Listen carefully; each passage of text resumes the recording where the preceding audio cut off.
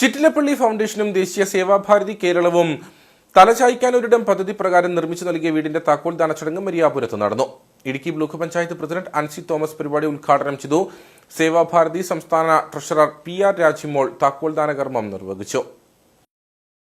മരിയാപുരം ഗ്രാമപഞ്ചായത്തിലെ 6ാം വാർഡിൽ താമസക്കാരായ സുനിത മോഹനും കുടുംബത്തിനുമാണ് വീട് നിർമ്മിച്ചു നൽകിയത്. സേവാഭാരതി വാഴത്തോപ്പ് പഞ്ചായത്ത് പ്രസിഡന്റ് KS സുഭാഷ് അധ്യക്ഷനായിരുന്നു. Idukki block panchayat president Ansi Thomas പരിപാടി ഉദ്ഘാടനം ചെയ്തു.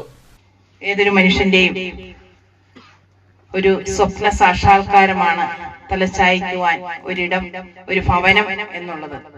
ആ സ്വപ്നം സാക്ഷാത്കരിക്കപ്പെടുന്ന ഇന്നിവിടെ ഈ ഭവനം നമ്മുടെ സേവാഭാരതി വാഴത്തോപ്പ് യൂണിറ്റ് താക്കോൽ ദാനം നൽകുമ്പോൾ അല്ലെങ്കിൽ താക്കോൽ കൊടുക്കുമ്പോൾ ഈ കുടുംബം അത് ഏറ്റുവാങ്ങുന്ന വ്യക്തി അവരുടെ ജീവിതത്തിലെ ഏറ്റവും വലിയൊരു സ്വപ്ന സാക്ഷാത്കാരമാണ്.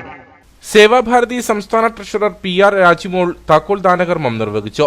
മംഗളപത്ര സമർപ്പണം രാഷ്ട്രീയ സ്വയം സേവക സംഘം ഇടുക്കി ജില്ലാ സംഘചാലക് STB മോഹൻദാസ് നിർവഹിച്ചു. വീട് നിർമ്മിച്ചു നൽകിയ കരാറുകാരൻ PM ബിജുവിനെ ചടങ്ങിൽ K രാജൻ ആദരിച്ചു. മരിയാപുരം ഗ്രാമപഞ്ചായത്ത് president Jincy Joy, KP Jayesh Kumar, SNDP ശാഖായോഗം secretary Sunil Kochayath, Akhila Kerala Vishwakarma Sabha director board അംഗം രാജൻ കുടിഞ്ഞിയിൽ തുടങ്ങിയവർ സംസാരിച്ചു.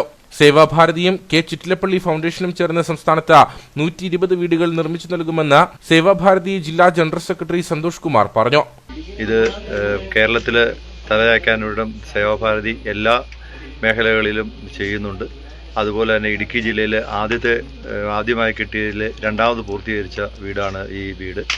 ഇതിൻ്റെ താക്കോൽദാനമാണ് ഇന്നിവിടെ നടത്തുന്നത്. ഇതുപോലെ തന്നെ കേരളത്തിലെ എല്ലാ സ്ഥലങ്ങളിലും 120 വീടുകളോളം നമ്മൾ ചെയ്യുന്നുണ്ട്. നിരവധി ആളുകൾ പരിപാടിയിൽ പങ്കെടുത്തു.